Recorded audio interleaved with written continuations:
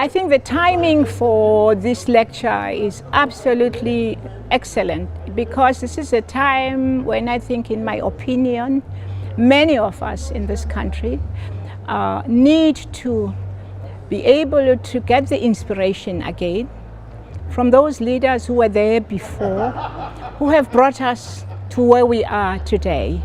There are certain values that those men had, and there were certain directions that were pointing to the future of those things that we will always need in leadership.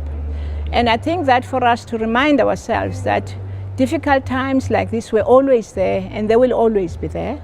And what we need is not to forget our history and not to forget those heroes and heroines who were there before us, so that they can really inspire us to the future.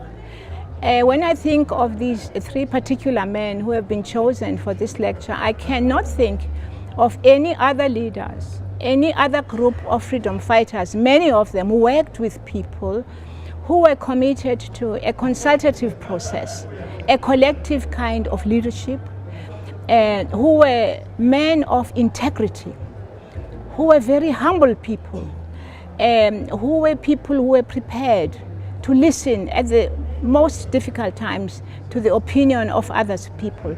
And it is those kinds of values that we need to remind ourselves as we begin to talk about the present South Africa today, and also talk about the future. So this will be a wonderful opportunity for all of us to begin to remember our history, to remember to honor these people so that they are always there in memory of building this nation. Fantastic. And what is your contribution to the memorial lecture this evening? My particular contribution is precisely to simply say to the audience and to all of us, we are very fortunate that at a particular time in history, we have these leaders who led us during the difficult days. And these were the leaders who had integrity, as I've already said, who had certain values that we need for us. These were the leaders who inspired people to continue to fight for change, for transformation.